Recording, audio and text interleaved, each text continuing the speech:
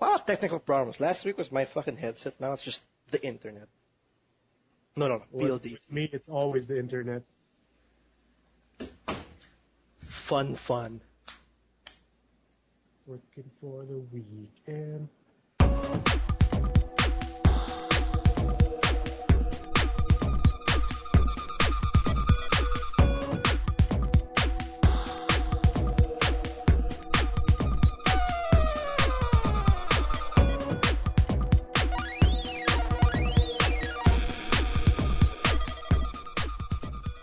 Hey all, this is the TMG podcast, episode 39. This is Carlos, and with me as well. Hello.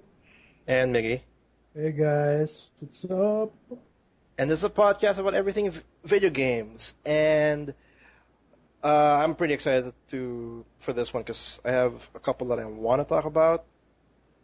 And it's been, I don't know. I've been going through my Steam. Yeah, I've been going through mine as well. Like I've been going through Payday 2 a lot. I've been going through this one game called Heroes of the Storm, which is from Blizzard, and that's surprised me like a ton. I wasn't expecting that much. And when it comes to the news section, there's not much going on. It's actually worse compared to last week. Actually, it's like everything's really dying down, and there's a couple of announcements here and there.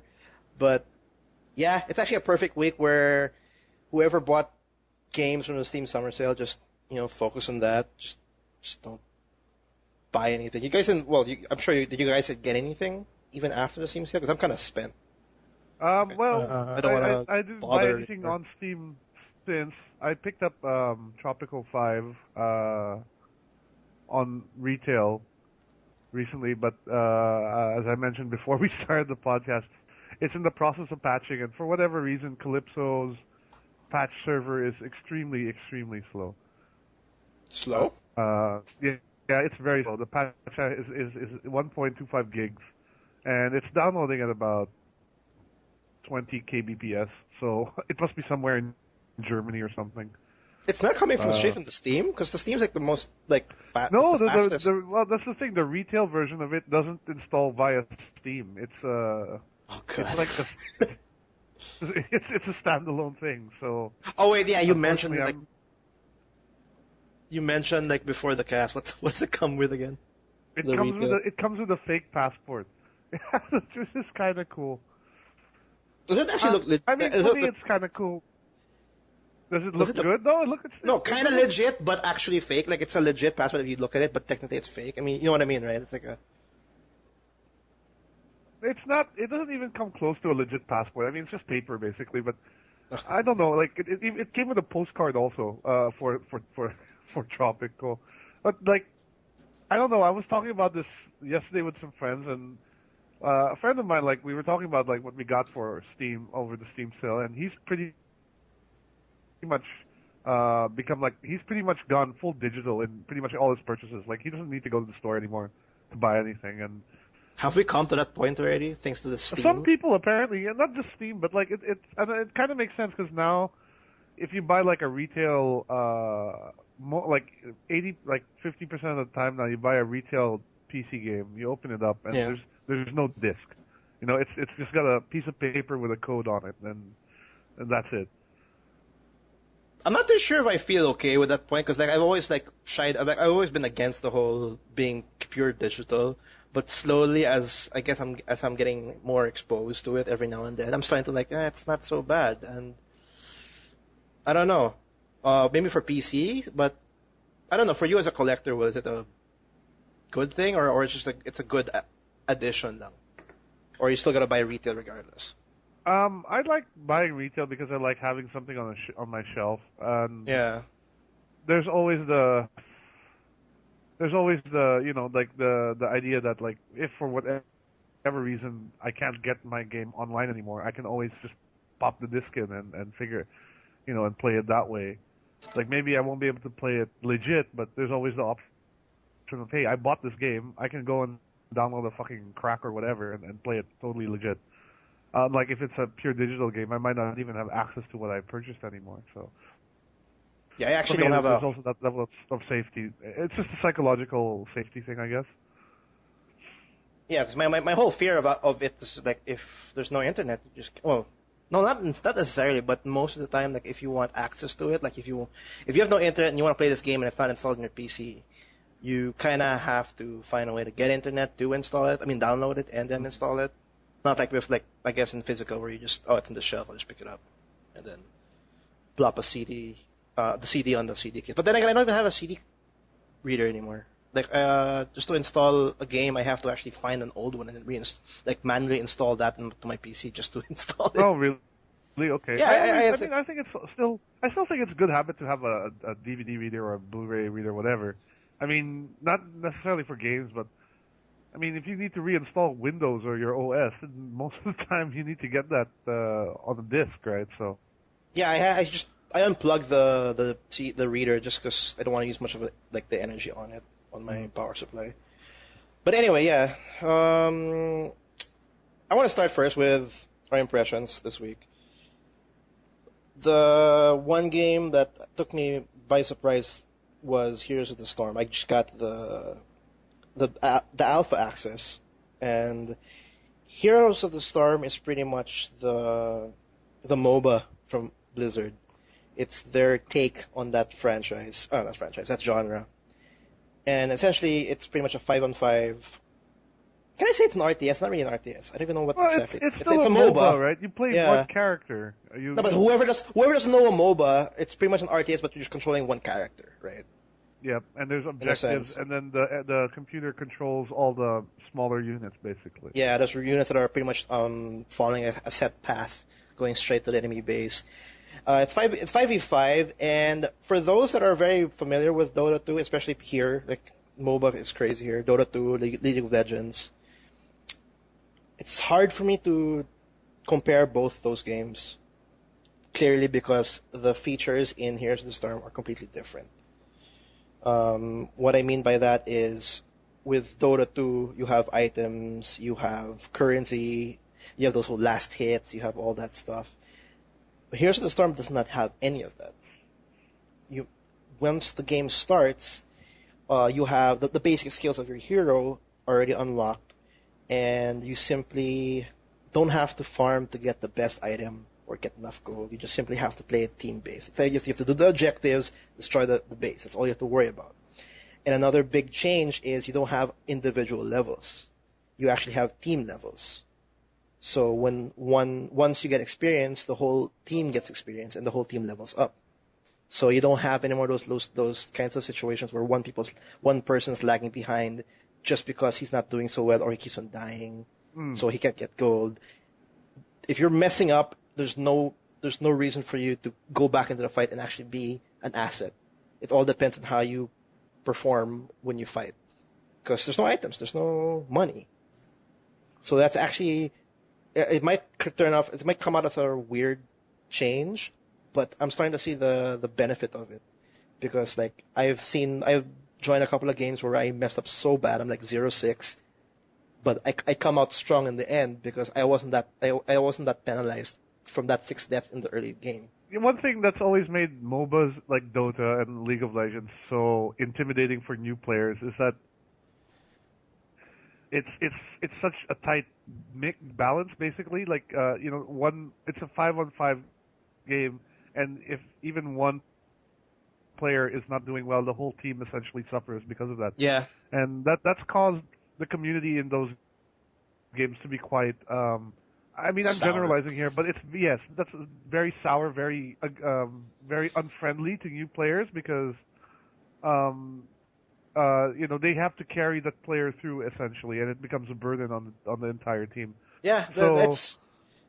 This sounds like this is Blizzard attempting to rectify that situation by removing a lot of the aspects that lead to like a crappy player basically bringing a team down and stuff.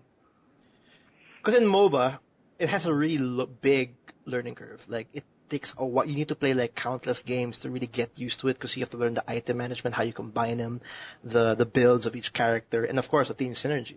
There's so much to learn. It's actually a very tedious thing to play. Like when you first see Dota or League of Legends, it's actually pretty overwhelming. And then with the sour community, if like you do something horrible, they're gonna start, bad mouthing you and trash talking you. Right. So you're bringing people down. Here it's so friendly. Like I got the game like maybe after 2 games and I'm set. Like the basic 5v5. There's a tank. There's a support. There's a damage dealer. All of that's still there, but thankfully, you since all the skills are unlocked and you have no items to worry about, you all have to worry about just to do the objectives, which is another big change for this game. Aside from destroying the base, you have this little objective that actually, if you do it more often than not, you will actually win. So there's like 2 objectives compared to the usual 1 in Dota 2. And the killing of heroes don't really quite matter, actually. It's really just the objectives. Like if you keep constantly kill the hero or all the heroes and then you ignore the objectives and the team constantly does the objectives, the team that was doing the objectives will win for sure. Because all you get are, of course, XP. But because generally the objectives pretty much when you do it, it pretty much helps destroy the base of the other team. So if you keep ignoring that, you'll see a big gap in terms of how bad your base is compared to how bad their base is. And another, I wanted to ask also, like, most MOBAs essentially is the same game and the same layout. It's always like 3 lanes, a river, and the only objective is to destroy the enemy base. Yeah. In this one, it's got different objectives now, right? It's not just the traditional Dota map. It's not. Yeah. It's not. It's they have 3 maps so far in the alpha, and I think one map has 2 lanes only, while the other 2 have 3 lanes. And these are very small maps. They're not, even if it's 3 lanes, it's still very small. Like if you're in the middle lane, it'll take like a second to go to the next lane. Like you're so close to each other, it actually doesn't quite matter. And what I like about this game is you don't have to farm. You don't have to like do those like I'll kill these minions first to level up or whatever. No, every single match once it starts, we're not like one person per lane. We're honestly in a group already, just fighting it off. All our skills are unlocked, and we're just duking it out right away, just right out of the gate. It's instant action, which I am really digging right now. That sounds intense. It's only that's another difference is compared to how a Dota and League of Legends takes an hour for each match. This is only like a good 20 minutes, 30 minutes, 40 minutes tops. If you're like it's all end game like level 25 both teams. That's around like 45 minutes tops. It's very quick, and I applaud Blizzard's like instead of changing one bit of the formula, they're changing everything. Like the only thing that's like is left is pretty much the foundation, which is like it's a 5v5 team-based game. And there's a little bit of changes with the characters. The only thing that like when you level every 2 levels, you get a trait that will pretty much alter the character's abilities and give new skills for the hero. But aside from that, that's about it. And it's actually pretty funny. They actually have mounts as well. Mounts, okay. Yeah, it just has to increase movement speed. And I can see already like the potential of Blizzard charging you for mounts and, of course, skins for the hero. It's essentially going to be a free-to-play game once this has gone full. It's going to be just like League of Legends. There's going to be a hero rotation. Ah, okay, there'll be hero rotation. Yeah. How do you find the selection of heroes so far? I heard there's some pretty unique guys. There's pretty unique guys. There's actually pretty. I like the Demon Hunter from Diablo. They have each one has their traditional like classes or roles. Like, I think Diablo's more of a tank warrior kind of guy.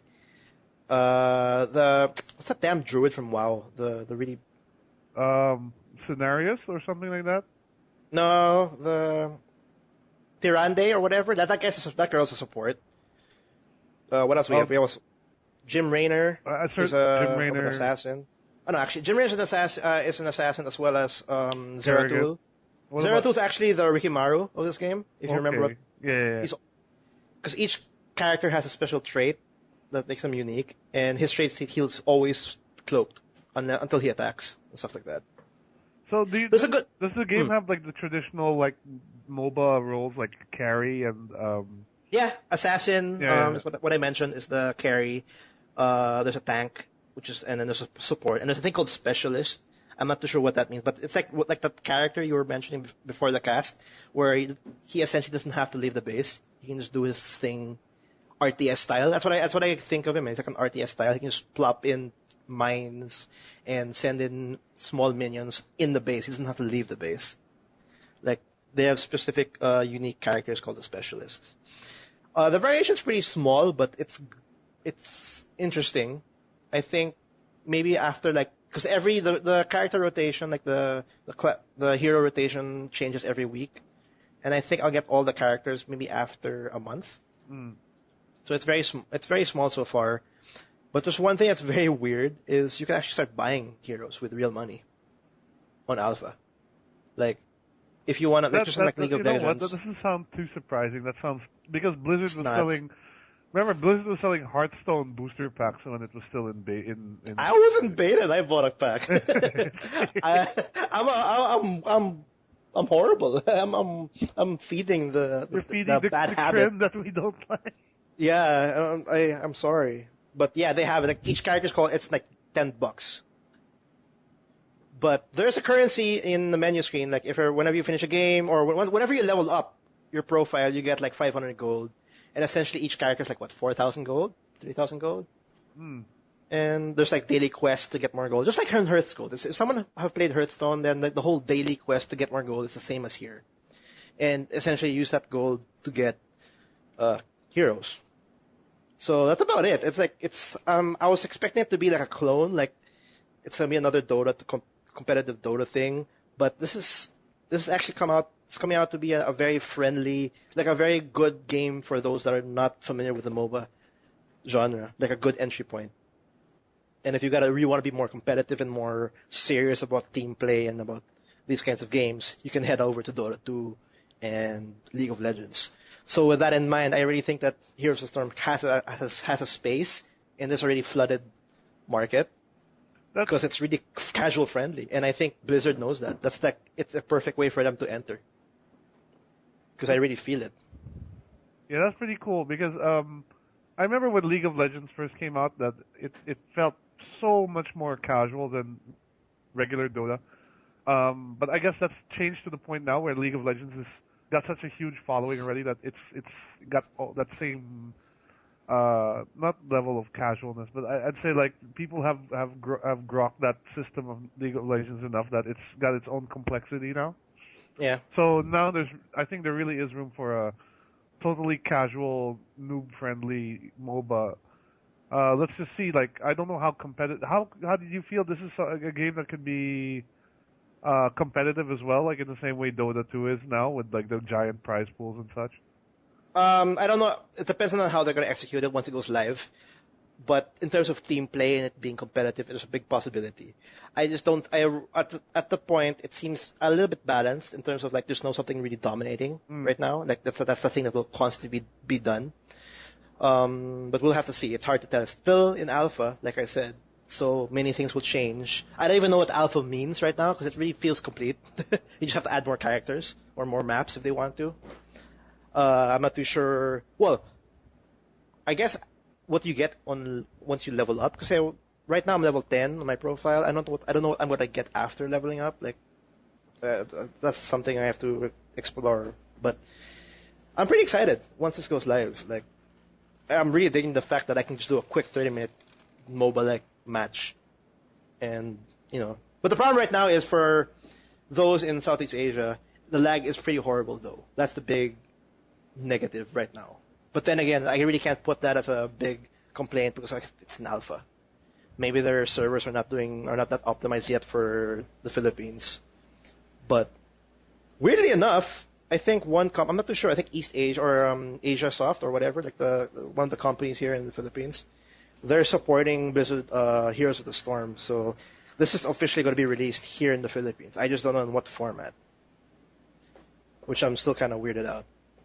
That's about it. That's my thing for Heroes of the Storm. And I'm definitely going to play more because I'm really having fun with it. All What right, about you that sounds guys? pretty cool. I, I finished over the week Valiant Hearts, which was the new puzzle platformer released by Ubisoft, and World War One, it's was it? based in World War One. It's got this Yeah. very comic book art style. Um, I need to mention first of all, I think it's got a very strange uh, system of playing it because I bought the game Ubisoft. I mean Ubisoft. You play.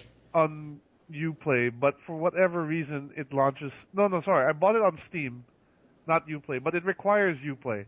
So when I launched the game on Steam, it opens Uplay up, right? But when I play it on Uplay, it opens Steam up. So I'm really confused, like what Ubisoft is doing. Ubisoft just dumped Uplay completely. Like even Origin's getting more praise than Uplay. Uplay is literally the worst among all of them. It just feels so strange because I don't understand. I think they put Uplay in there because you know how some Uplay games have their kind of like Ubisoft achievement system thing going on. Yeah, which I can only use it for what, wallpapers? Wallpapers or some extra stuff, right? Yeah, or a gun in Watch Dogs. But yeah, that's just so weird. But as far as the game itself goes, it's really a very human story. It's not. It doesn't focus so. It focuses on these individual characters with an intertwining story during the First World War. Hmm. Um, so it focuses not so much on the actual war itself, but like just of like the little moments throughout the war where these characters are, going through. Like, and then the puzzles themselves, like, and essentially, so I find the story very, very human. Like, it's very well told. The voice Hmm. acting is really good. Well, the voice acting, the narrator is very good, but as far as the voice acting goes, it's just little grunts and kind of Simlish language that they use. But you sort of recognize some words, like the American guy was like, "Thank you," you can hear that, you'll hear "thank you," but then when he talks, it's otherwise just no, no, no, no. So it's another Sims 4 language. Is that what you're It's saying? something like that, yeah. But despite the fact that the characters don't really talk, there's still a lot of emotion in them, and it's interesting too because if you notice, if you look at the art style, like all the characters in the game are drawn without showing their eyes, like all their hair is all like covering their eyes, or they're wearing a hat that covers their eyes. Oh, So there's no. You don't. Okay. you never Yeah. actually see their eyes. But what I found what makes that so interesting is despite that, like people say like the eyes is the most like that's where you see most of the emotion in the person, right? But despite that, Hmm. they managed to communicate a lot of emotion really well.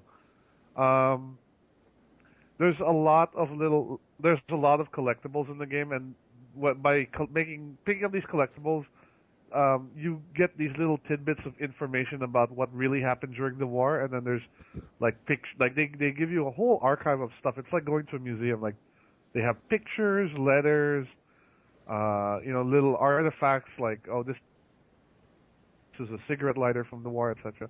So you actually learn a lot about this time period and what it must have been like for a lot of the soldiers during the That's what I time. like. So Because like yeah. yeah. Now my big issue with the game really was I think I found the gameplay a little bit too simple, and the puzzles themselves they weren't that difficult at all really. Like you could blast through the game pretty quickly. How do you explain the gameplay? It's a It's a side scrolling. it's a 2D side scroller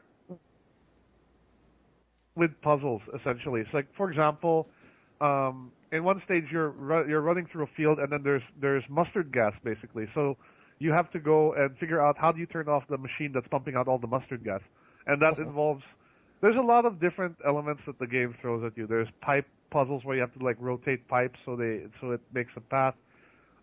There's some physics puzzles where you have to throw a grenade and then bounce it in some sort of way so it destroys something. Okay. There's even a rhythm game for the medic character. There's one character there named Anna. She's a nurse, and then how you heal soldiers is you play a kind of a rhythm game with your keypad. So Okay. there's a lot of variation as far as the puzzle solving goes. Um, I It sounds just like the gameplay is it's in tune to what character you're currently playing. yeah I yeah think yeah like you said, like the nurse had a rhythm one. Yeah, exactly. And then there's one where, well, the characters that are there, there's four main ones, right? There's Emile, who's a older French gentleman who gets drafted in the war and becomes a prisoner of war and becomes a chef for the Germans.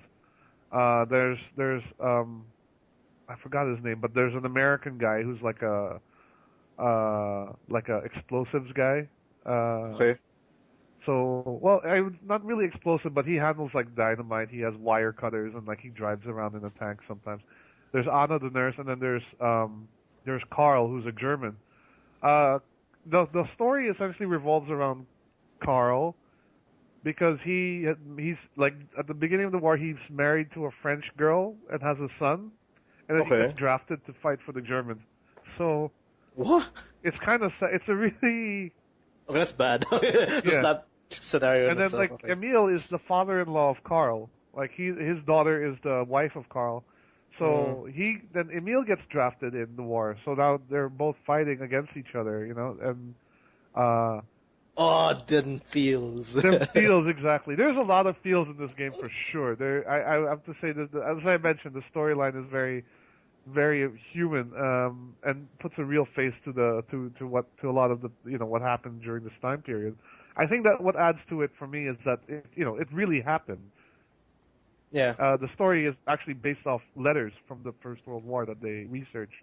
So there's some. Are you serious? So there's That's actually some really basis to.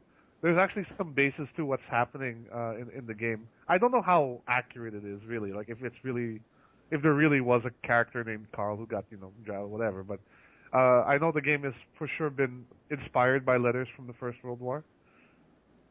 That's actually pretty interesting. Yeah. That this game is revolved around a conversation through a couple of people through letters in World War I, and then we have Valiant Hearts.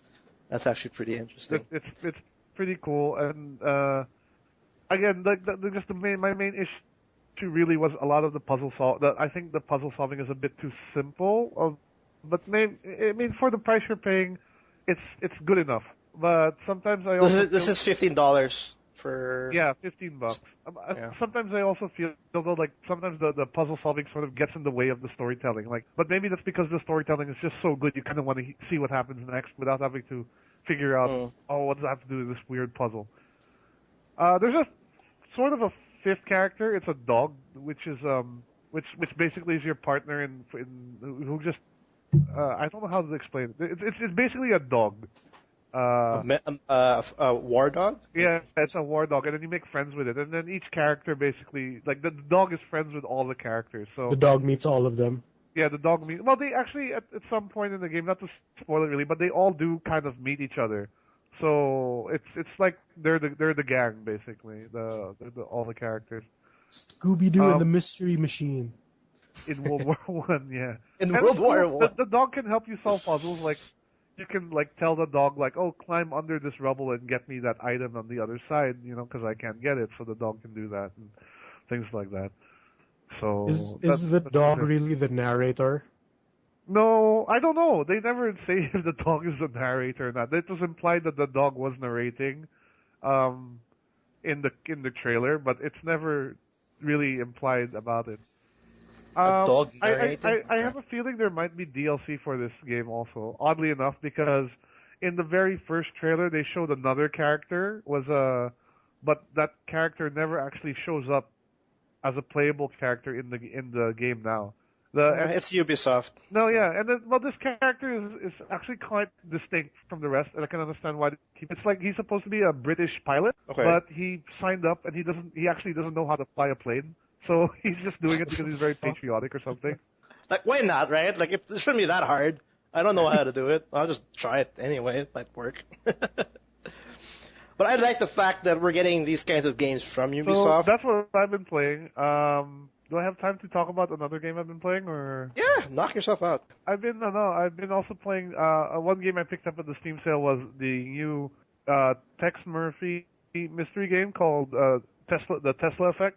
Oh, it's in Steam. I thought. Well, it's what happened was this game was kickstarted to reboot the Tex Murphy series. The Tex Murphy series, for those who don't know, was a old 90s PC game series about a PI, like a traditional noir Private detective investigator. guy in future Los Angeles. Like he's kind of like Blade Runner, he's like the Harrison Ford in Blade Runner. Think about that, Okay. but with a slight more comedic twist to it. So the last game of this came out, I think, in the late '90s or maybe the very early 2000s. It was that era with Gabriel Knight, Phantasmagoria, all those point-and-click live-action games. Yeah, that was actually what Basically where this game the became 90s. really popular. It was one of the first games to take advantage of full motion video. Yeah. So of course, you look at the video now and it's kind of goofy. It's the acting's not great, but it's got this sort of early video game charm to it. So anyways, yeah. So I guess a bunch of fans got around and kickstarted, like they wanted to make a new Tex Murphy game, and they managed to get funding for it. They got the original actors back for the game, Which surprisingly, which is cool because like now Tex Murphy he's the same guy who played him, but he's much older now. So in the game they've made an excuse. This game is 7 years after the last one. So that's he's neat. Which I think it is 7 years after the last one or something. No, I think maybe. Or no. I'm not sure when the last one was. It was Tex Murphy Overseer, I think. Or it's like a something like decade ago. No, but so how you've played a good chunk of it, or? I started playing it, and it's really old school. Like you basically wander around in a third person view, and then you're just sort of clicking on things to look for clues. You talk to people, and there's a hint system in game, but using it will reduce your points, so there's an incentive not to use it. And in that sense, it's pretty old school. Like there's very little hand. They never bothered to sugarcoat it. They just like, this is a point and click. Back in the '90s, we're just gonna make it a point and Yeah, click. there's very little handhold. I mean, there's some hand holding. Like sometimes he'll monologue to himself, like maybe I should go check this place out. Things like that. Yeah. But when you're actually there, like it won't like point out to you like, oh, there's an item there you gotta pick up or anything like that. You really gotta take a look for yourself. And I don't know, I'm enjoying it so far. The acting is really campy but what can you expect, right? Like it's. I heard that the you can tell that they're not taking it seriously because like the story is just out of the box completely, like really just ridiculous. But because it's really ridiculous, people are enjoying it because it's not the traditional noir thing. It's just I don't know. It's like futuristic but so weird, and then there's magic. I don't know what's going on there. I've heard a lot about it. Yeah. I don't know. I think there is a demo available if people want to check this out. That people can play. I think the first day of the game. Yeah. So if you want to check it, I'm not sure. Don't quote me on that, but I think that there is a demo. And if Now, how much is this point and click adventure on Steam? I bought it on sale during Steam. Oh, it's on sale already. Okay. It was on sale, yeah. So if you look at it now, let me take a quick look. You can get it for $20 right now. $20? Well, for a point-and-click adventure, I guess it's. I don't know. I'd support that because I think it's time we get more genres like the revive specific genres like this, like point-and-click. As much as like Walking Dead and all that, is Walking Dead a point-and-click? Can it Technically, but you tend to ride the story more than actually wandering around. Yeah, you don't wander around because point and click is actually you going from place to place, and I guess Walking Dead is the evolution of this kind of genre. Yeah, because that's not. I can't really say it's a point and click though because you are moving around in a first person point of view. So, but the essence of it is the same. You're still looking. You're clicking around for clues, and you're talking to people, and clicking on dialogue choices. So the essence of that is still the same. Well, that's pretty interesting. I'm actually happy we actually saw more. We're seeing more of that. Yeah, and that's another good thing. If you're a fan of you want to get back to kind of old school gaming, 90s style adventure games, it's definitely one of the things I would put up there. And it's a good thing. Like thankfully, that's Kickstarter doing its magic. We're seeing a lot of awesome games coming out from Kickstarter. I couldn't really find a game. I couldn't really find a game to talk about. I didn't play much this week, but I did play. I ended up I ended up playing something like back in the 90s to that is a Game Boy Color title called Power Quest. Wow, Game Boy Color. This is Why did you also just like I don't know, jump 2 decades maybe? What was the? Because it's a little gem that I think not enough people know about. I don't know anything about that. I that. wanted to come back. I want this series to come back, and I'm planning to do a video series on this game. Okay. Because what is it? What essentially is what Power Gem? Power's Quest. Power's Quest. I don't know. You quest for the power that is in your. I don't know, but like it's essentially, you know the anime Angelic Layer. No. It's people with little robots, and they have the little robots fight each other. Is this like Medibots or something like that? But the robots are, you know the latest Gundam series? Yes, Gundam Build Fighters. Yeah, it's like that. They have the little robots fight each other. Okay, so it's like Pokemon with robots. Sort of. All right. But what's unique about this is, you know how in games like Custom Robo, you walk around town, you fight kids in a little third-person arena style combat. This one, when you go to areas in the map and you fight, it plays like a 2D fighting game, like a Street Fighter. Okay, so it's okay, and then. Oh, that's your goal, just to become the very best in this little Game Boy town. But it's okay. Well, I guess I can't expect too much. This is a Game Boy Color game after all, so it's a fighter basically. Yeah, it's a really decent fighting game on the Game Boy Color, because like Game Boy fighting games are like really slow or butt ugly and control. Or fast paced. I expect it to be fast paced. It's a portable. It's on a portable device. No, but like, did you ever play the Mortal Kombat port on the Game Boy? Ooh. Or the Killer Instinct one? It's really bad. I'm sure. This is like it's terribly slow.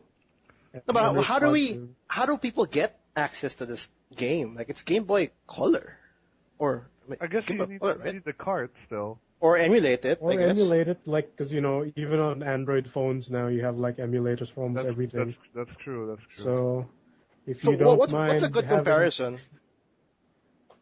No, I like this game a lot because the fighting is really fast and smooth. And it has a lot of, like, you can even wake up Shoryuken in this game. Wow. The traditional wake up, do something. Yeah, you don't expect a Game Boy Color game with, like, I guess no traction or not enough traction to have something like that.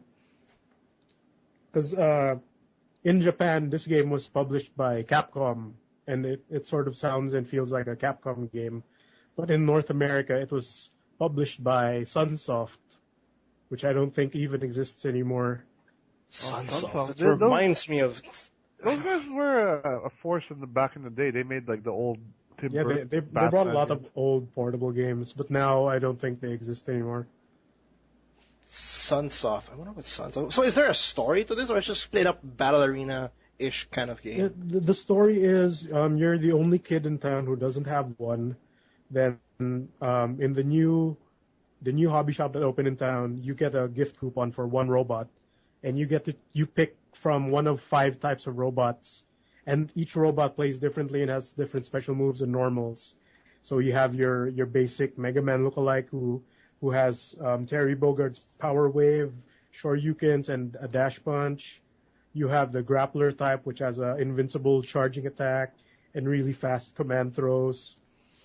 You have your girl type who has the cannon spikes and drill kicks. Okay, so it's a Street Fighter clone at its core, I guess. Would that be correct? Or yeah, it plays very closely to Street Fighter or like the SNK fighting games. How's the AI? The AI can get really dirty. Like there's this one character who, if you keep playing, he's essentially, because there's a tournament happening in like the upper right of the map, and to trigger it, you have to fight like multiple times in different areas to trigger events, and the tournament is like one of the final areas. There's this one guy there who I think he's the announcer for the tournament. Occasionally, he'll come out and run after you on the map, and he has the strongest AI in the game. And his robot has all the max power-ups. So like, You can't jump in. You have to turtle up. That's the first time I ever heard it. It's really Street Fighter crazy AI, and like you can't even like drop a combo. You know those instances when you're jabbing, and it doesn't count, like it's not the true block string. Right. He'll grab you out of that in between those. And this is like the basic difficulty. We're not increasing the difficulty or anything like No, that. it depends on the difficulty depends on which area you're fighting in, and the higher the difficulty, the bigger the cash reward. So for you to buy power-ups, etc. So yeah, that one guy has the highest AI in the whole game. I guess you can't expect too much though. I mean, this is a Game Boy Color game, so I'm not expecting it to be amazingly, well balanced. This is a game that was. When was this game published? Do you remember? Off the top of my head, I can't tell you when. But I'm assuming it's Yeah, but Game Boy Color is like what, 94 to 98? I guess either late 90s or early 2000s would be the best, because the Game Boy Advance came in 2001. 2001, right? Does this feel like a late era Game Boy game, you think? Oh yes, because the combat is really smooth, like smoother than you'd ever expect of a portable fighting game. I guess it must. Well, I mean, I'm definitely interested in seeing more of it because I don't expect mobile. For me, in general, mobile fighters are never going to be expected to be as balanced as, say, like a console counterpart. Like, you'd never expect, like, the Game Boy version of Mortal Kombat or Street Fighter to play as well as the console, and right? For me, I think because now you have like BlazBlue on PS Vita. Maybe that's that's. I guess suppose that's changed with this current generation fighters. Like, I even heard that the 3DS Street Fighter 4 was really good. Yeah, and I played Tekken on the PSP version of Tekken 6. But I mean, I'm thinking, I guess back in the day of Game Boy Advance, Game Boy Color, yeah, like you had your Street Fighter Game Boys. Like, no one's gonna expect that to. I don't expect any fighting games at all. Because when it comes to portable games, fighting games is not my. It's not a genre that's perfect for me. Especially on a platform that only has 2 buttons, A and B. That too. Like, it doesn't seem ideal to me. Even like the current portable handheld devices, if it comes to fighting games, I would not bother to get a fighting game for a handheld. Like, it's just better off for those placed platforms like Xbox 360 or even PC. PC is starting to be more of an okay place for fighting games. Which is a shame that the best version of Street Fighter Alpha 3 is only on the PlayStation Portable. Huh? Street Fighter Alpha 3 Max. Oh, Alpha 3. I know is only on the PSP, and I wish it was on home console. Oh, we can't have everything. But anyway, I'm gonna do a video. I'll try to do a video series on Power Quest. I'm just saying it now to like iron out the kinks of what I'm gonna do with the show. How are you gonna do this? Game Boy Color? Is it? Is there a way to? And this isn't the first time I've uploaded a Game Boy video on the channel. Okay. There's actually a few of them in there already. Next, I want to talk about when the news is kind of light for this week, but there's one that actually stirred a lot of, I guess, hate towards the esports Controversy. I guess formula, because there's a tournament that was held in Finland, and it was sad to hear that they actually it was like only a male only tournament for Hearthstone, and that stirred a lot of problems because females can't go against males in this one. It's very weird. What was their excuse for doing that? They gave an excuse for that, right? And then eventually that was redacted as well, I think. And then they just... Yeah, it was for one, they instantly confirmed that the participation is only open to Finnish to male players. Yeah. To Finnish male players. And the reason for it is not entirely that clear, but once everybody heard it as only for male only, they instantly redacted and they fixed it right away. And I don't know. It'll be understandable if it's a very physical game, but this is esports, and again, this is Hearthstone. you're literally just clicking cards. It's like more like I guess when me and Will were talking about this, it's more like chess. It's a good example. Where it's just a mental game. The other thing the other comparison I was thinking of besides chess also was basically at the end of the day, Hearthstone is a collectible card game, even though it's online. And in most of the big CCG tournaments, like for example for Magic the Gathering, Legend of the Five Rings, the other CCGs, there really is no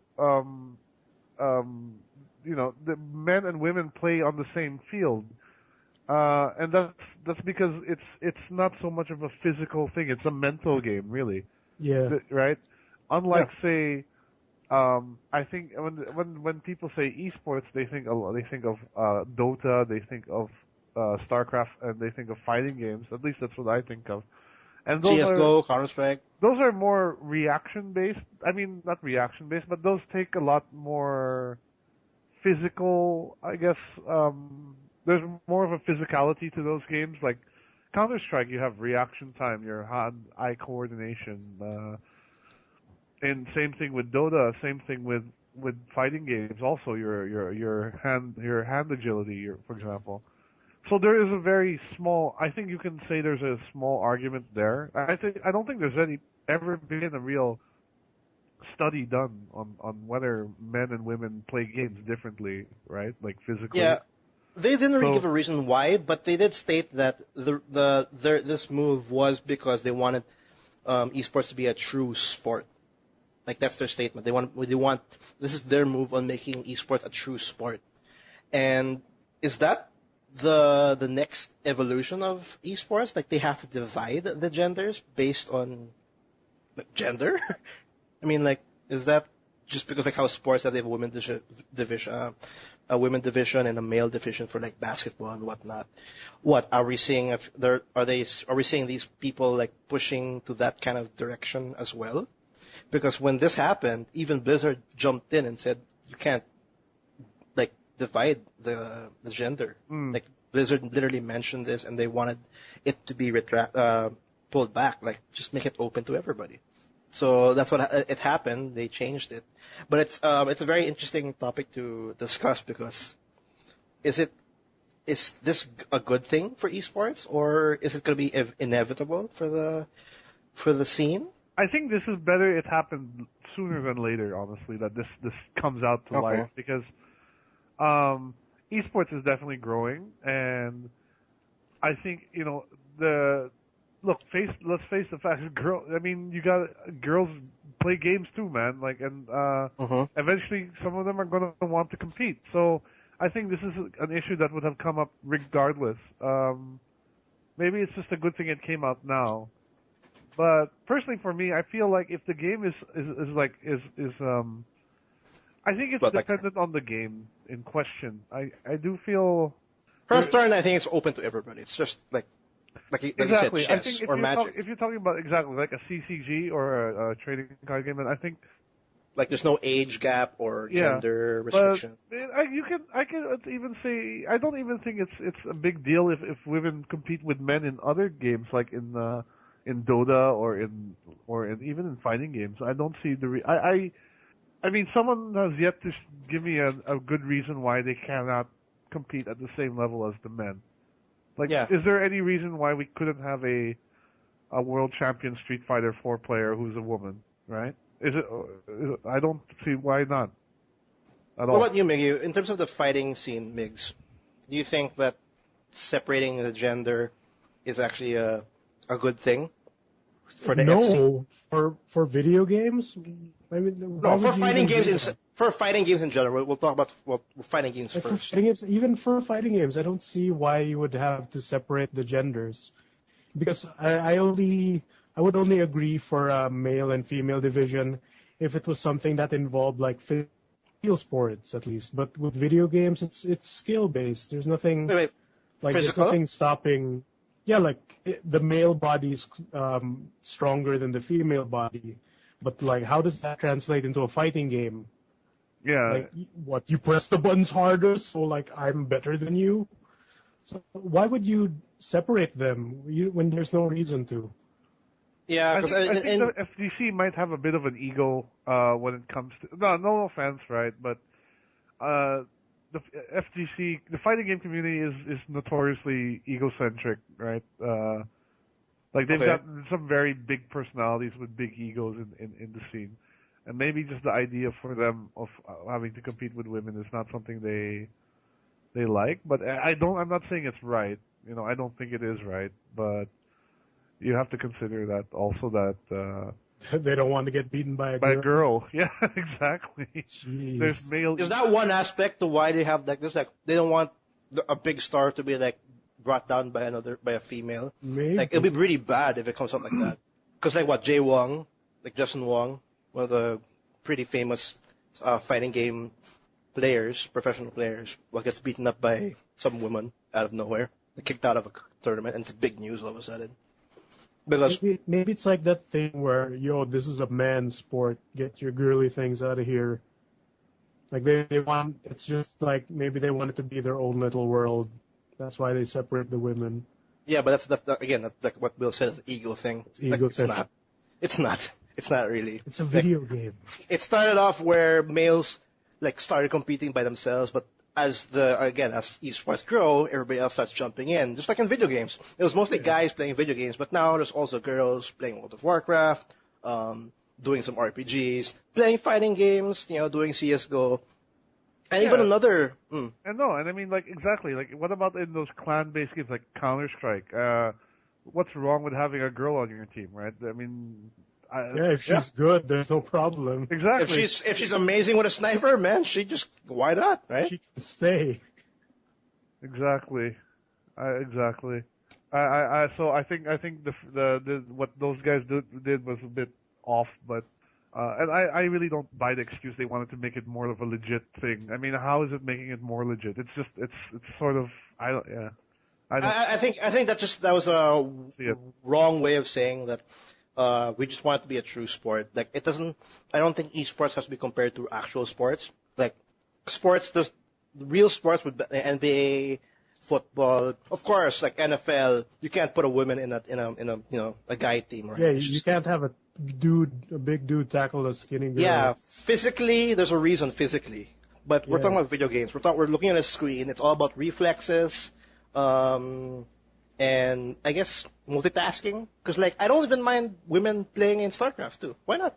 Like if they can multitask properly, because StarCraft 2 is really about being able to strategize properly at the same time, doing multiple things at the same time, managing your base, managing your units, and then planning out and executing them all at the same time. That's pretty much RTS competition. And if a woman can do that, then why not?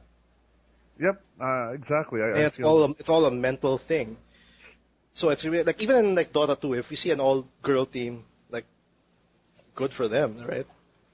So it's I like the fact that Blizzard officially jumped in for this kind of news, allowing women to join.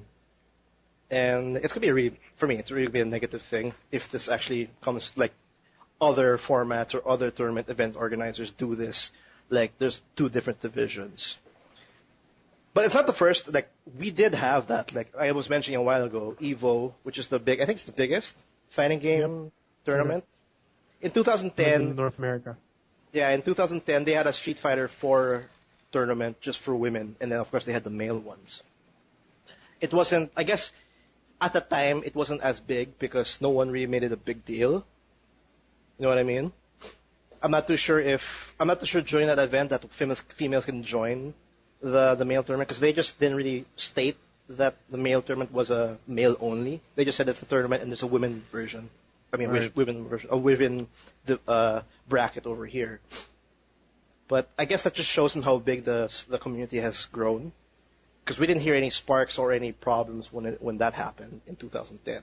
But now 4 years after, something like this happens, and then now people are just screaming and calling names and all that. That's pretty cool. That might be a problem. I don't know if you feel that might be an issue at some point, like if I don't know. It's like I just feel that it's still such a male-dominated thing, esports, that a girl who is playing professionally will just not receive the same level of respect, regardless of her skill as a guy. And this is not. I'm not trying to offend anyone by saying that, but I just feel that's the reality of the situation. Sure, but don't let them stop playing. Yeah, of course not. Absolutely not. I think they have every right to play, and they should play if if they feel they can win, then why the hell not? Yeah, well, it's the women's discretion already, because they'll have to understand that some of the competitors, just like in any sport, there'll be trash talking, there'll be some childish debates, there'll be some weird styles that they're doing. Yeah. They'll demoralize you because you're a woman or you're a woman. You're like, you're not gonna. It's part of the sport. It's like any other competition. There's always something like that. And if they can hack it, then good for them. Because I don't also want to see special treatment for the women. You know what I mean? Yeah. Like you can't trash talk them. No. That's part of it. Like if you want to do this, this is how it goes. And then we're not gonna. Because if we're giving them special treatment, then that's the problem already. Like we're all on equal ground. It doesn't matter what gender you are or any specifics. You're here to compete. If you can make it, awesome. If you can't, awesome. Awesome, Stu. Thanks for competing. You know what I mean? And I don't know. I hope we don't see more of this. I hope because I think right now all the genres except I don't know about Just Dance 2. Do you think? I mean Just Dance 2, Just Dance because now it's an official esport. I don't. No, dude. Women can get out of that. They're not allowed. It's a boy thing. It's a guy sport. Do you think a woman has a wonderful I only want dudes to dance to Katy Perry. Let the women out. Let them have a women's There's song specific, gender specific. Because Just Dance is an official esport. But I like this kind of news. It's bad, but at the same time, it just shows the growth of the community. Exactly. Yeah. And more power to all the female competitors out there, because there's actually a lot, even like Dota 2 and all that. And we've seen some like all girl clans. I mean, for Dota 2. Like I think if you remember the Valve documentary that came out free to play regarding Dota 2. Yeah. There was mention there of one of the players, one of the guys they followed around, the Singaporean player. Oh, the girlfriend? Yeah, he mentioned his ex-girlfriend was part of an all-female Dota clan. So, those do exist out there, and some of them are kick your ass. Like it's like Yeah. There's also a couple of I think in the fighting game community like Kayane. Oh, there's definitely some really good female players in the fighting community. But there's other, I don't know. I'm not being who? Choco Blanca. She's I forgot what team she's in. She plays a mean Street Fighter. And correct me if I'm wrong. I don't know what if I'm right about this, but I think that the top Soul Calibur player is actually a female, like the one who constantly wins in Soul Calibur competitions. I'm not too sure if it's Kayane or something, but it's a female in fighting. In that plays game. Soul Calibur. Nobody plays Soul Calibur. Yes. That's a shame. It's okay. Yeah, it's not really well received as a competitive game. I think Mortal Kombat's more of a famous, or actually Injustice, to be fair. But that's pretty interesting. Moving on in the news, for those who I want to talk about the PS4 because they kind of did. I'm not too sure if it's a ninja patch, but the PS4 controller can now be used in PS3 controllers. Like you can ditch your PS3 controllers and just use your DualShock 4 on your PS3 system, and it'll just work. It'll work mostly in everything already. It'll work wirelessly. Wirelessly, you mean? Because it worked before, but you had to have it wired. Oh, it works before. That's cool. Yeah, it worked before. Okay. I didn't know that. So it's fully wireless. Yeah, the only thing you're lacking in that whole using your DualShock 4 for your PS3 is that you don't have vibration. And I don't think you have a home button as well. Yeah, and for those who don't know, it's a nice D-pad. It has a very nice. Oh, it's okay, D-pad. I think I like. Oh, yeah, it's actually a nice D-pad to be honest. It has the best one yet. Yep. But yeah, the DS3. It's good news. PS3. Yeah, but what now? There's no point of getting a DualShock 3 now. Yeah. Because still need the home. No, you can use the home button. You can use the home button. On the DS4, I think so. think it has one. Does it have a DS4 home button? I don't know. It has. I don't have one right now. I forgot how it looks, but I think in terms of all the functions, I think it should be all there. The only thing it's lacking, I think, is just the vibration, the rumble feature, which is not a big problem because rumble is very, very minimal in what you want in your experience. Well, for me, but I guess I don't know. DualShock 3. There's no other reason to get it anymore. It's good. Well, if you like the DualShock 3, then get. That's the thing. But that's the thing because they're saying that the PS4 one is more obsolete. It's like literally the one-up of DualShock 3. There's nothing else to go back down from the previous one. Like if now the DualShock 4 can support PS3 wireless even, like there's no more reason. Like you can just there's no other reason. Or for the PS Vita TV, for the TV actually, you can use that. I think that's one reason to have a DualShock 3 still. I don't know. It's also, I mean, you want to use I think games are still best played with the original hardware in mind. Controllers. Yeah. So for me, I'd still say. But if you have both platforms, this is good news for you. Yeah, because it feels great. Absolutely, yeah. Like if your controller dies, at least you can use the PS4 controller, right? Yeah. Yep. And DualShock 4s are really expensive. I think they're like $80 each. Some crazy $2.7? like that. I think it's $2.7. That's I was actually considering buying an Xbox One controller for because you can actually use the Xbox One controller for your PC now, for your PC games. Yeah, but I just realized that the Xbox One it needs batteries, so you can't wire. I think you can go wired, but it's just. Controller? I think you can go wired, but it's just. I guess just that thought of the Xbox One still not giving us the frickin' ability to just charge our controllers, even in 2014. Like it just, like I think I still like the Xbox One controller over all ones right now because it just really feels perfect. I just like the whole non-symmetrical positions of the joystick and all of that. But I just can't. It's just weird that if you want to go wireless, you just have to worry about your batteries. Until now, like I was expecting Xbox One to be in the same boat as like the PS4. I think the Wii U Pro controller does that require batteries? Yeah, I think you need a Wiimote to connect it to. Yeah, but no batteries though. Then the Wiimote needs batteries. Okay, then he's not going. I don't understand. I don't understand batteries because you can just plug it in. But anyway, moving on. EA did it's a very small thing, but it's hilarious. They're charging for demos so far. Which is, I think it's a pricing error. It probably is. It's just funny that it came from. It's just funny that it came from EA. I wouldn't put it past them if they started doing this regularly. No, it came. Yeah. What? It's so weird. It came from EA, and it also came. The games in question is FIFA and UFC, right?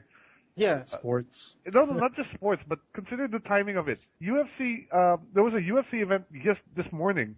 So, and then of course the World Cup is ongoing. So it's just really funny that it's those two specific games that for some reason. Yeah, I don't. It just the I don't timing know. is just too. The timing is just too horrible. Too good, yeah. Which makes us think that it's not the pricing error. You think it might have been like a weird experiment on the Yeah, it's a weird experiment for sure.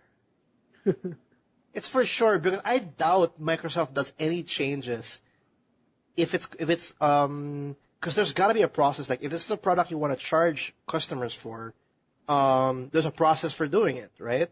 I doubt that Microsoft oh shit, I put this demo as $5. I mean, I doubt that happened. I really doubt it. It's $5 to do the FIFA 14 demo. And don't buy it. That's a demo. But I doubt that it was a zero sale. I'm sure there's someone who bought the demo out of sheer. Yeah, it's a big world out there. There's got to be like 2 sales or 3 sales. If people are backing Kickstarter projects for making potato salad. What's stopping them from paying $5 for a demo of sports games? Yeah, there's a Kickstarter for potato salad. And if you want more salad, remember, like, you should back it. remember What? who's the company that made Day One DLC a thing? EA. Yeah. Who was the company that would finish 80% of their game and have the rest as DLC?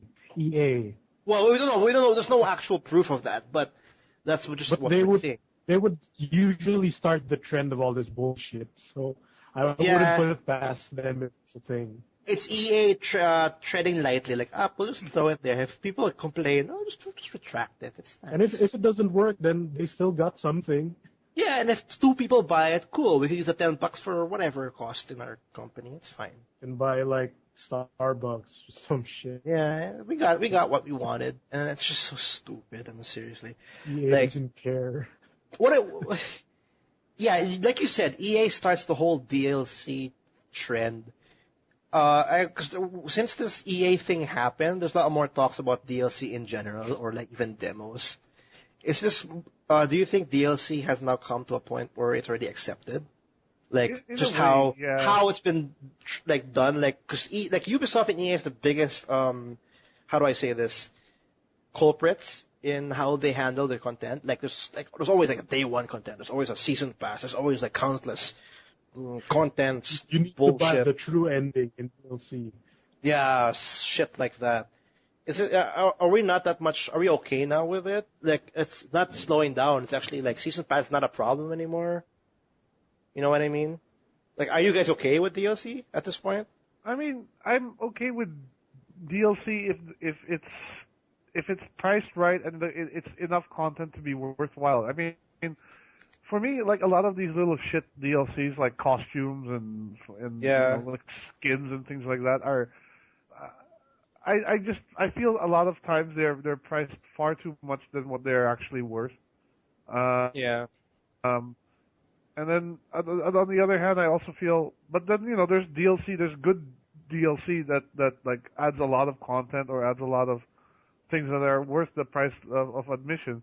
I do miss the fact though that a lot of companies are now foregoing straight up expansion packs and instead just releasing DLC. Like it's the term expansion pack is only like being used by one company at this point, I think. It's just Blizzard, right? More or less. No, Blizzard and Firaxis, I think. Are you this? Yes, Firaxis. Civ. You're talking about Civ, and then also I guess XCOM when they released. Yeah, because like I think those are the 2 companies that I think that said, we have a new expansion for our game. I think that's the only companies that say that, and then everybody else is just, we have a new DLC and whatnot. Right. But yeah, I guess, well, for me, when it comes to DLC, I'm not that convinced yet because so far what I've bought that are DLC, I don't appreciate me buy it in the end. Like, for example, Borderlands 2. Right. Like, I got the DLC. I haven't played most of it. Like, that game, I got the Game of the Year edition. I played the heck out of the main story. I played maybe 1 or 2 of the DLC packs. And that was it. Like, and I don't know, for me it didn't feel that worth it, but it was part of the package. But if I got Borderlands 2 and I bought those DLCs one by one, I would feel a lot of regret. Like right now I just feel a bit of a regret, but you know what I mean? Right. So, like, I think the only DLC that I thought that was really worth it was, I think, Red Dead Redemption, the zombie, what's the name? Yeah, that was pretty cool because that just pretty much like it resurfaced and reskinned the open world to a whole zombie setting, and then they added extra new stuff and all that. That was pretty cool. It had its own story. That was neat. And added story. But what about those like really like DLC that takes so much to develop? Like for example, BioShock's DLC, or what's that other one? LA Noire. It's also Rockstar. The one that they actually they took a while to release per case DLCs. Like in BioShock as a whole, BioShock Infinite, is it worth it in the end? Like episode 1 and 2? I think if they had been packaged together instead of as episode 1 and episode 2, Because what's the going on price now for those things? 15. $15 per episode, I think, is a little too much. I would have paid $15 for both. In my opinion. That sounds actually better. I wish I could, because I got it on via season pass, so I actually didn't pay anything for it. But how much was the season pass? 30. Well, I got the season. That was the thing. I bought the collector's edition of Infinite, so that came with the season pass. Okay. So I got pretty much all the worthwhile DLC for free for that. But you know, I mean, I think it's just an issue of it's greed in a way, also. You know, like it's also the other thing I don't like about DLC so much is when they take something that feels like it should be part of the main game, but they cut it out. And so, like, EA is very prone to doing this. If you look at Mass Effect 3, how they cut out the one extra character and sold it as day one DLC. I mean, that's bullshit. That character, it was so important for the story. It was so important for the overall storyline. Like, how could you possibly think of cutting him out? Yeah, for people who know Mass Effect 3, you guys gotta understand how important that day one DLC. I got it right off the bat, and I think I spent $7, I think. So along with I think the game when it came out was like 1.6, so 1.6 plus $7.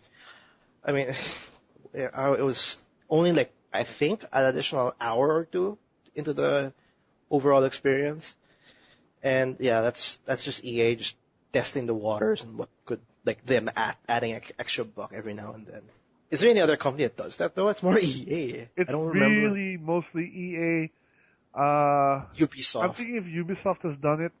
Capcom does it as well sometimes. Capcom does it. So Capcom is weird because they have like the DLCs already on disc, and then they just that's another big problem with another company called Capcom. They decide to have DLCs for the future, but apparently they're all done. They're just in the fucking disc, and I don't understand. And they charge $20 for that DLC. Yeah. Yeah. That's bullshit. I think the last one was Street Fighter X Tekken, the one that are in my head right now. Yeah. Street Fighter X Tekken. X Tekken had all the extra characters already on disc, and then.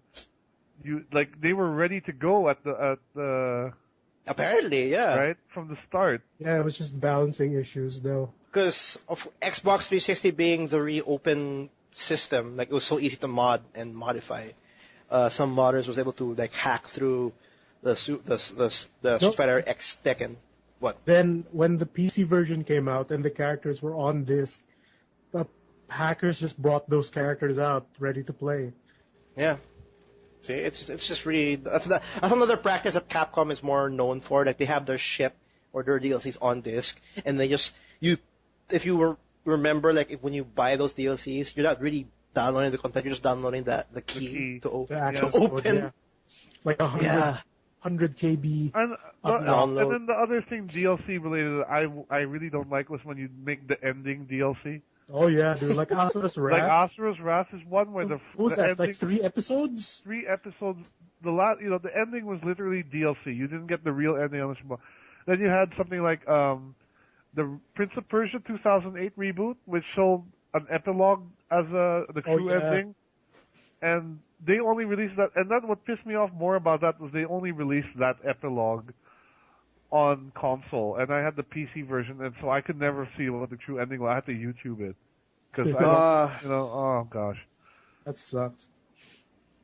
Another horrible practice with DLC is the whole exclusivity.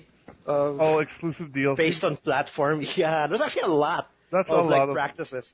But eventually, what seems to happen with that is it's like a timed exclusivity for the most part, and eventually it gets released to everywhere. The only exception to that rule, I think, was there was a few exceptions, obviously, but the most obvious one I can think of is not so much DLC, but exclusive like platform characters. Like if you remember Soul Calibur 4, I think, when they had like the Darth Vader and Yoda as Xbox 360 and PS3. That's not DLC, it's added content. Yeah, and then eventually they released the other character as a DLC for the console. Eventually. Oh, okay. Yeah. I didn't know that. But I don't know. I guess it's just funny how these companies, like, in order to add more, to get more buck, they just like throw it out there, see how it goes, and then they just retract it. Because another one's online passes. That one's already completely out of the water. But that was their way of fighting online piracy, I guess.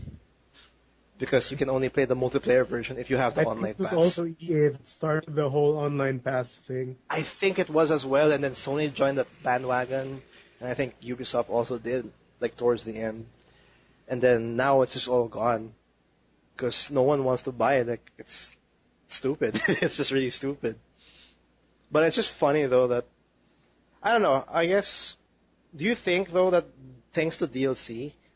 we see more of this whole Game of the Year edition, retail products, and resulting in some people just not buying the game on itself, because a Game of the Year edition will happen eventually, or down the line.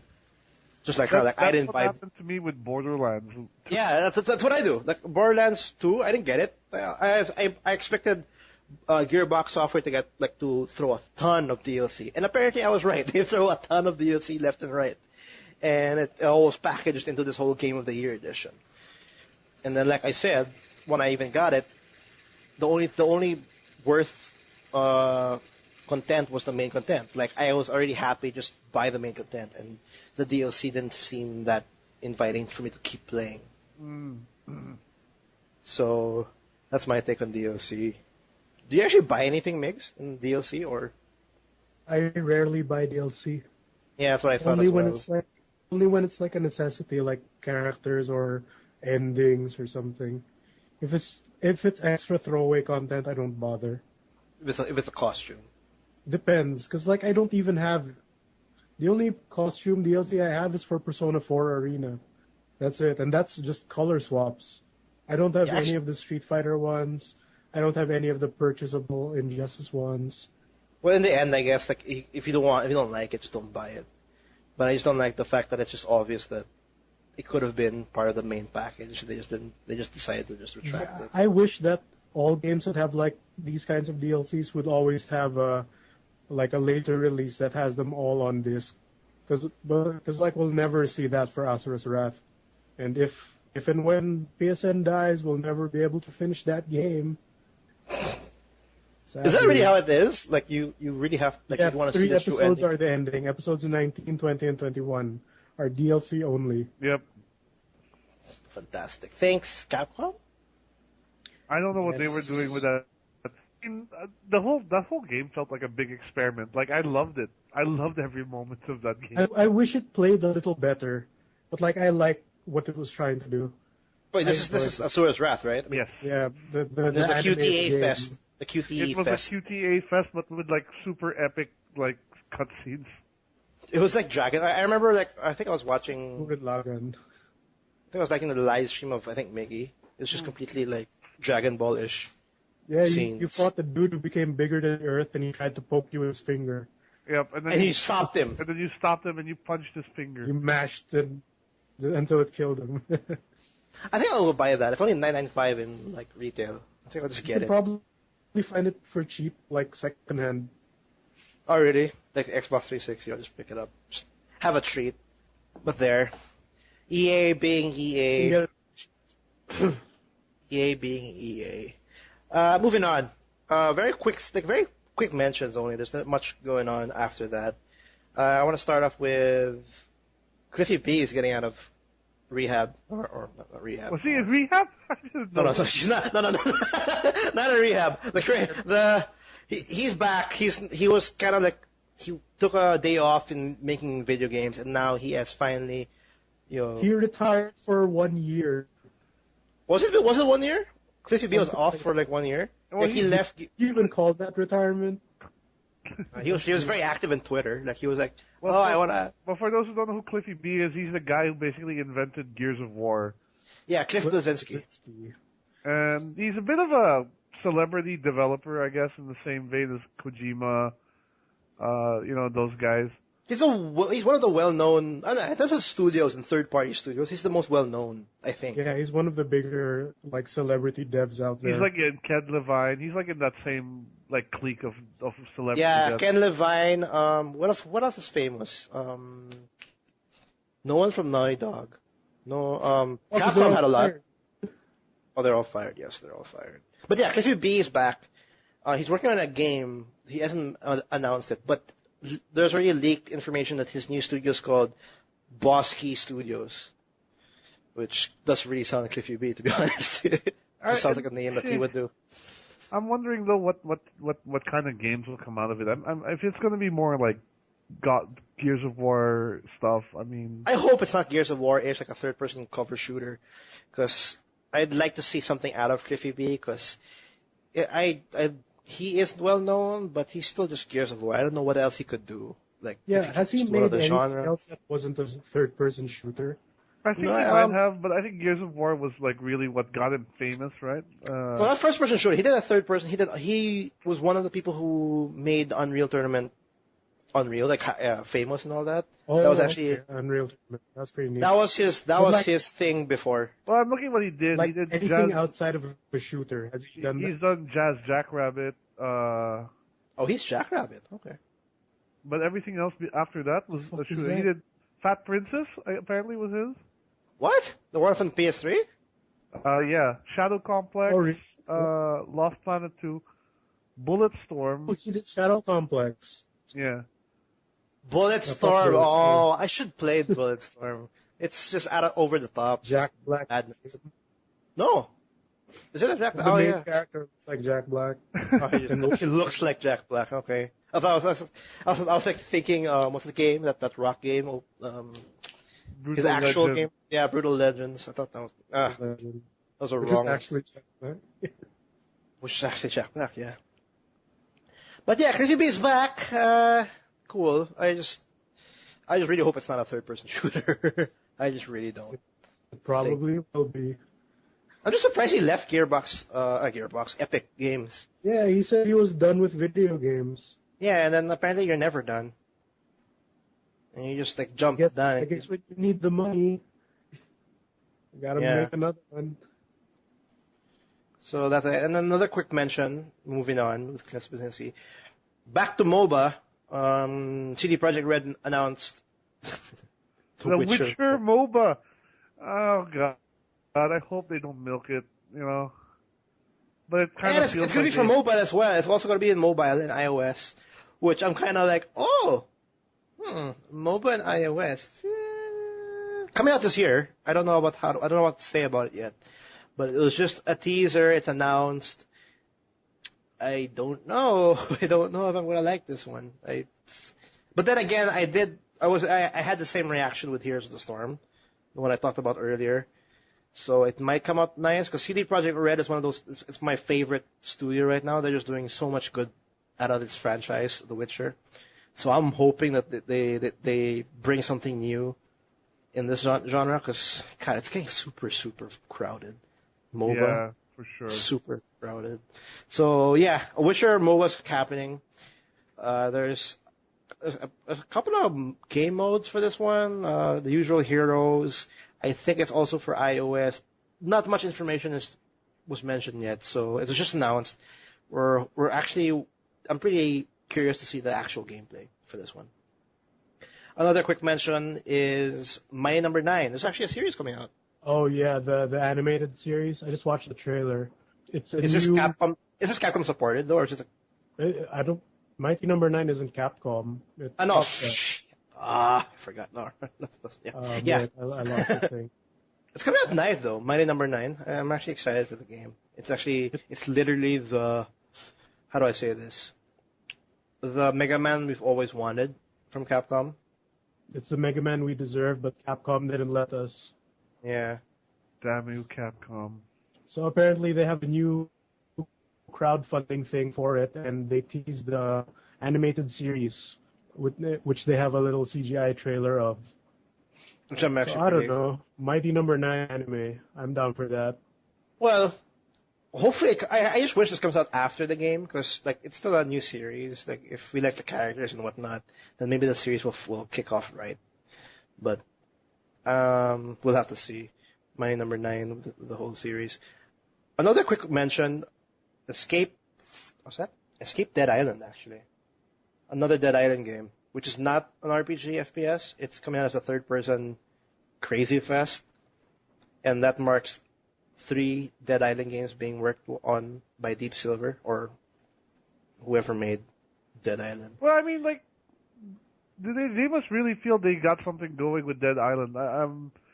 The first game was okay. The Riptide wasn't that good though, and then 2 looks at least sort of funny from the 2 trailer. has a different tone. It definitely has a different tone, but in terms of how it's going to turn out as a game, as an actual game, we'll have to see. Escape Dead Island is coming out as not what we expect. Like, it's not the RPG, it's not the first person, it's actually a third-person game, and it's set on the same island, Banoi, on the first game. Oh, is it? Okay. Yeah, and it's a different character. This guy he's suffering in some mental issue, like he's having a hard time grasping the fact that zombies are around. Like he already sees delusions and all that, and then he's actually dumped into this actual zombie apocalypse. It's actually happening. So this character's actually having a hard time with his own mental problem, and then there are zombies everywhere. So that concept was okay. It's okay. It's coming out late this year, but Dead Island as a franchise, is it? It's kind of when the first game came out, I was excited for it. It came out very disappointing. No, because remember the trailer for the first Dead Island was so amazing. It was that reverse. Yeah.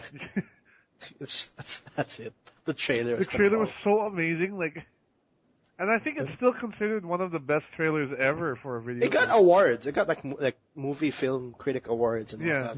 Maybe they sold those awards to have more money to make all these weird games. Yeah, because like we have like Escape Dead Island, we have Dead Island 2 being worked on, Yeah, and then we also have that MOBA, a Dead Island MOBA. the Dead Island Epidemic, which we have access to for beta, but I haven't touched it. Yeah, we actually have to get around to trying it out. We have to do that. Yeah, I played an hour and 2, and let's just say that there's a big gap because they're trying to do something new, and I'm not liking it. So I don't want to be that in detail because I kind of forgot already. I'll play more about it and give my proper impressions on Dead Island Epidemic. But I see a difference with, for example, Heroes of the Storm more with this one. Like, I don't even know why it's there, Dead Island Epidemic. But Escape Dead Island, it's only gonna be available though for the previous gen. It's not a next gen game. It's for PS3, Xbox 360, and PC. And depending on how it's shaping up, we'll see if I'll get it. Because Will, did you like Riptide? Like you've been duking it out. Yeah, I mean, because I just want to get it over with. I thought it was competent, but it definitely wasn't. I don't know. Based on what I played on because Dead Island Riptide was free for like a weekend, and I played it for maybe 3-4 hours, and it just feels like a DLC, an expansion pack. Exactly. It's a bare bones, passable first person zombie shooting game, but it's not like it doesn't feel like they really tried to change it to do anything special with it. This is like, all right, let's continue the story here. Let's add a new character and let's just make the game again with the same engine. And that's how it felt to me. And then that was it. They just added boats. They added an extra mode, I think, and then that's Riptide. That's what I remember. Yep. Yeah. So there's another game. Whoever likes, because I'm sure there's a reason why they're making these games. There's gonna be a freaking community that's liking this game. So, Escape for Dead Island later this year. Another quick mention we'd like to say. I'm excited for this one. Wolf Among Us. They're finally ending it next week. So whoever's following this episodic game from Telltale Games, the 5th and final episode is coming out next week. I think the 8th? No. I think next week. Around what's that time? The 8th. Yeah, I was right. Tomorrow. Shit. Okay, I have to play the 4th one because what I did was I have the whole thing, and I know that the 5th was coming out very soon, so I decided to save the 4th one. Right. I played I played 1, 2, and 3 like straight because I actually liked it. It was actually pretty good, and I saved the 4th one so that if the 4th one comes out really nice, I don't want to I have to wait for the 5th one. So at least if it comes out really nice, then I can go straight up all the way to the finale. So whoever's waiting for that, it's happening on the 8th, or actually it should be out now, July 8th. Yep. If you're listening to this, it's out today. It's out today. And I don't think I think that's about it. Yep, that's about it for this week. We got pretty light on news actually. It's pretty light on news. I actually wanted to talk about like Payday 2, but I think I'll save it for next week because I'm still dishing up more out of it. And like in terms of releases for the first week of July, there's also nothing much.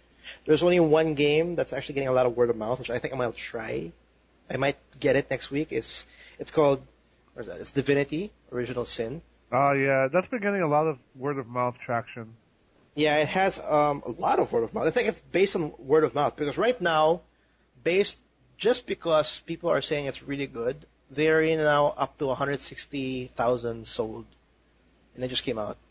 And this is a company or a studio that is not really known, and they're considering this. They've made a couple of games, but now they're saying that this is the first time. This is their fast-selling game, and I guess it's like a good Baldur's Gate version. It's a throwback to Baldur's Gate, I think. Yeah, in a way. And I'm pretty excited. I'm gonna check it out. It's like $30 on Steam. It had an early access kind of thing because it was actually discounted on the summer sale. So I'm gonna check that out. And releases. And when it comes to releases, there's nothing else. I think I'm gonna. I guess in the same boat. I'm just gonna finish up my Steam summer sale crap.